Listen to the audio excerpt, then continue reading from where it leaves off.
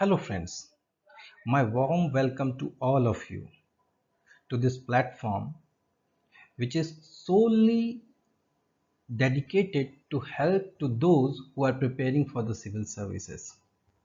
तो चलिए आज हम लोग 68th बीपीएससी मेंस में डीआई के सेक्शन में पूछे गए क्वेश्चन नंबर 7 को देखते हैं।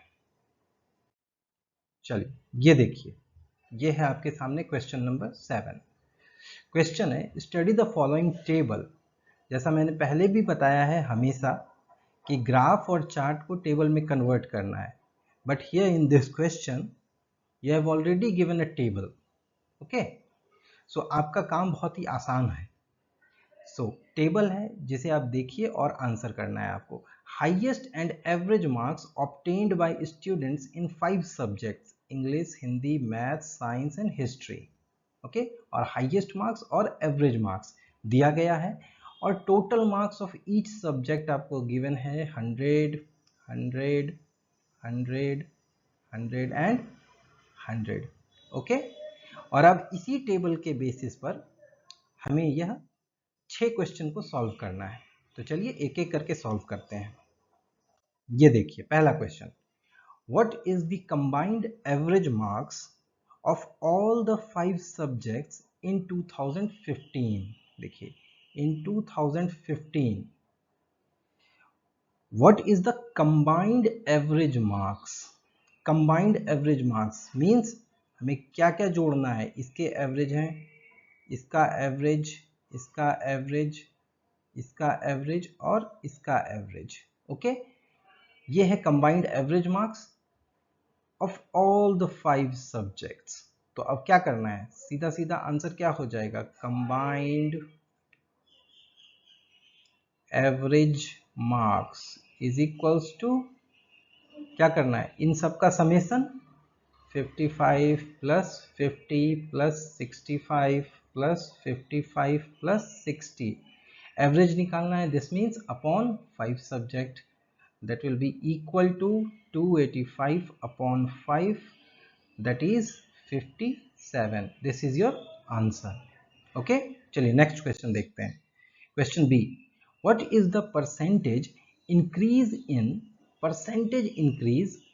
in average marks of English from 15 to 17, from 15 to 17 percentage increase in average marks of English। average marks ये देखिए 55 has become 60, so what is the percentage increase, बताइए percentage increase क्या हो जाएगा। ये देखिए 55 हुआ है आपका, बदल गया है 60 में। तो इसे कैसे निकालेंगे percentage increase को, 60 minus 55 upon 55 into 100, that is equal to 5 upon 55 into 100, that is equals to 100 upon 11, that is equals to 9.0909 percentage। this is the percentage increase in average marks of English from 2015 to 2016। okay, चलिए next question देखते हैं। Question C, during which year the difference between the highest marks and the highest average marks in maths was maximum। तो ये देखिए मुझे इस column पे ध्यान लगाना है। हाईएस्ट मार्क्स गिवन है, एवरेज मार्क्स गिवन है, ठीक है, इसे हमने डायरेक्टली यहाँ पुट कर दिया है। और अब आप देख सकते हैं highest mark, average, highest mark, और इसके डिफरेंस को हमें देखना है कि in which year the difference between the highest and highest average marks in maths was maximum. अब ये देखिए हमने क्या किया है, इसका डिफरेंस निकाल लिया है। इसका डिफरेंस निकालने के बाद बताइए किस ईयर यह डिफरेंस मैक्सिमम रहा है। ये 25 और यहाँ 25, so the years will be 2014 and 2016, this difference was maximum। okay, चलिए next question. Question D, what is the percentage of highest marks in Hindi, percentage of highest marks in Hindi in 2013 with respect to average marks of maths in 2016। ये बताइए कैसे निकलेगा।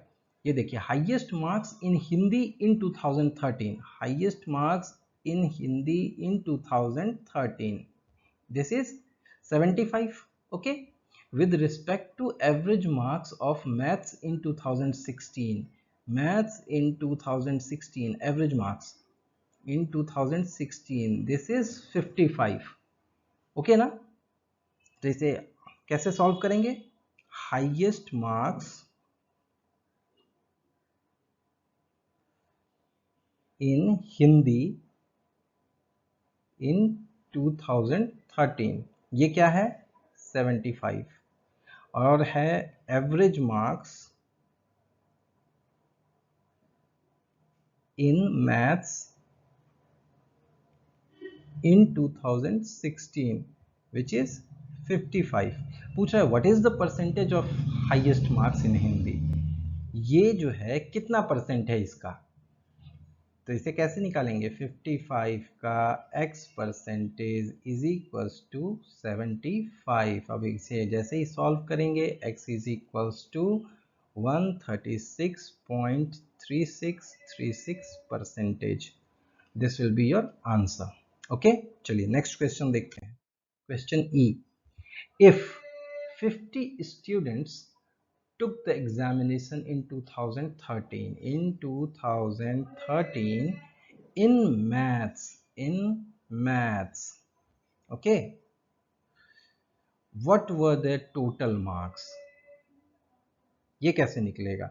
देखिए 2013 में कह रहा है कि 50 विद्यार्थियों ने गणित में परीक्षा दी, गणित में परीक्षा कितने लोगों ने दिया है, 50 लोगों ने, और उसका एवरेज कितना है 50 का 55, ठीक है ना। मान लेते हैं मैथ्स का 1 2 जितने स्टूडेंट्स हैं, इन लोगों ने टोटल 50 स्टूडेंट हैं, ठीक है ना, और इनके टोटल मार्क्स का जो एवरेज है वो गिवन है 55 इन 2013, ठीक है ना, समझ में आ रहा है ना। तो चलिए अब आप पूछा क्या जा रहा है, तो उनके अंकों का कुल योग, तो अब कह रहा है कि इनके अंकों का कुल योग, यानी कि M1 से M50 जो 50 विद्यार्थी हैं मैथ्स के, इन लोगों ने टोटल कितने अंक हासिल किए हैं। सो सिंपल है, सॉल्व हो गया।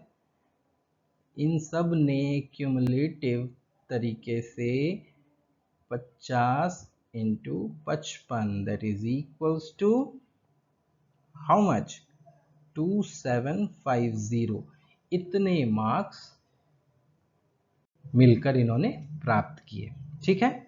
चलिए next question, in between which 2 years, in between which 2 years the difference of highest marks in science was maximum। यहाँ आपसे डिफरेंस पूछ रहा है केवल हाईएस्ट मार्क्स का, ठीक है ना, ये साइंस है और ये हाईएस्ट मार्क्स है आपका गिवन, और ये पूछ रहा है कि किन 2 वर्षों के बीच में ये हाईएस्ट मार्क्स का डिफरेंस बहुत ही ज़्यादा रहा है।